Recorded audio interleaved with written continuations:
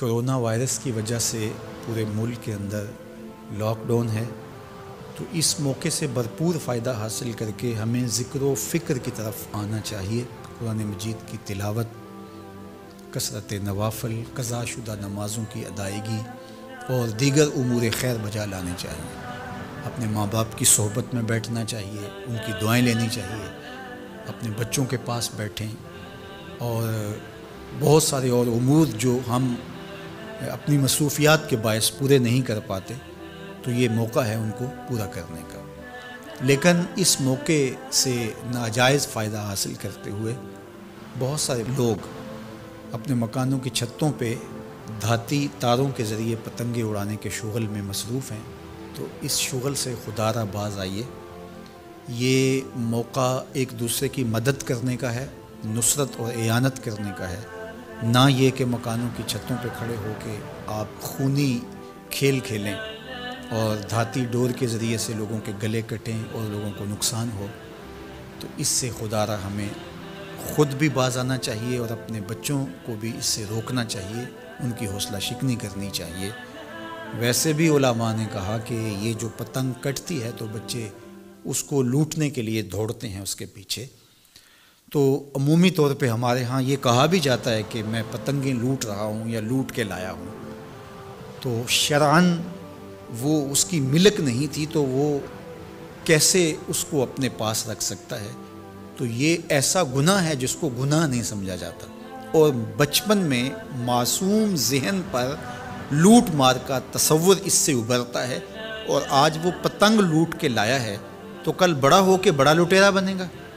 تو یہ ماں باپ کو سوچنا چاہیے کہ پتنگ لوٹنے کا عمل لوٹنے کی ایک مشق ہے، اور بچہ اس کو کوئی برائی نہیں سمجھ رہا اور اس کو گناہ نہیں سمجھ رہا، حالانکہ یہ مال لقطہ ہے۔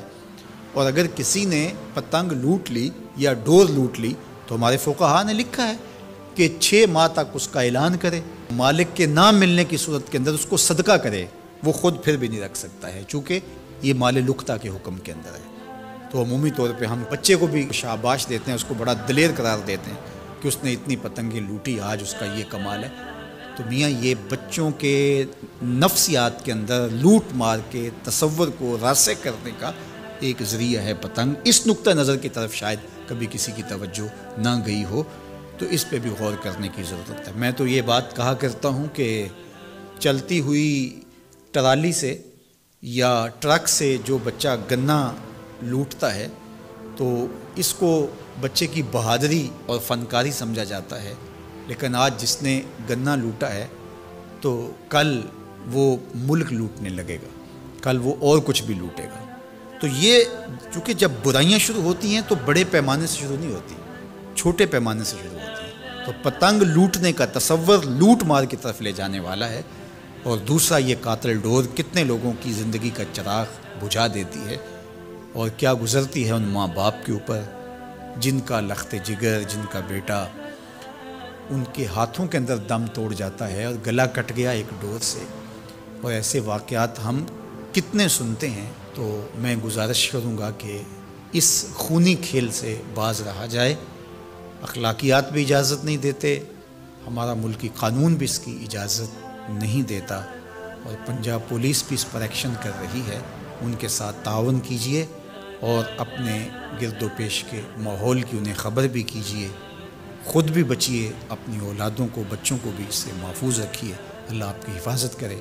والسلام علیکم ورحمۃ اللہ وبرکاتہ۔ جب میں کہوں مجھے قسم ہے اللہ کی، مجھے قسم ہے کعبے کے رب کی، مجھے قسم ہے عرش عظیم کے مالک کی، تو سکوت طاری ہو جائے گا کہ اب کیا کہنا چاہ رہے ہیں۔ تو جس چیز پہ قسم کی جا رہی ہے تو اس کے ما بعد کے مضمون کو اصطلاح میں جواب قسم کہتے ہیں۔ تو جواب قسم کیا ہے؟ قسم ہے شہر کی، مکہ المکرمہ کی، جس میں محبوب آپ بستے ہو۔ قسم ہے حضرت ابراہیم خلیل کی، قسم ہے آپ کی ذات ستودہ صفات کی۔ 3 قسمیں کی۔ کان کھڑے ہو گئے، اس کے آگے کیا کہا جانے والا ہے؟ تو میرا رب ارشاد فرماتا ہے لَقَدْ خَلَقْنَا الْإِنسَانَ فِي كَبَدٍ، ہم نے انسان کو مشقتوں میں پیدا کیا، مشکلوں میں رہتا ہوا بنایا۔ حالات کے جبر سے ٹکراتا ہوا پیدا کیا، تلخیوں کا مقابلہ کرتے ہوئے، دکھوں کا کلیجہ چیر کے آگے بڑھتا ہوا مزاج دے کر اس کو پیدا کیا۔ یہ فارمی چوزا نہیں ہے کہ تیز ہوا بھی چلے تو یہ گر جائے، بلکہ کشاکش حالات سے ٹکراتا ہوا اس کو بنایا گیا۔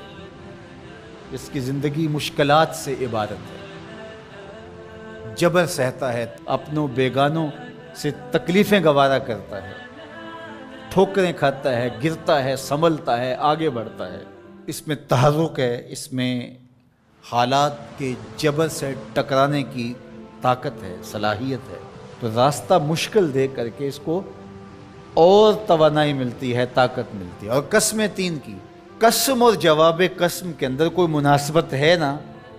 مکہ المکرمہ کی سخت جان زندگی، بلال حبشی رضی اللہ تعالیٰ عنہ کو تپتے ہوئے پتھروں پہ لٹایا جانا، حضرت یاسر کا شہید کیا جانا، یہ حالات کی تلخیاں ہیں۔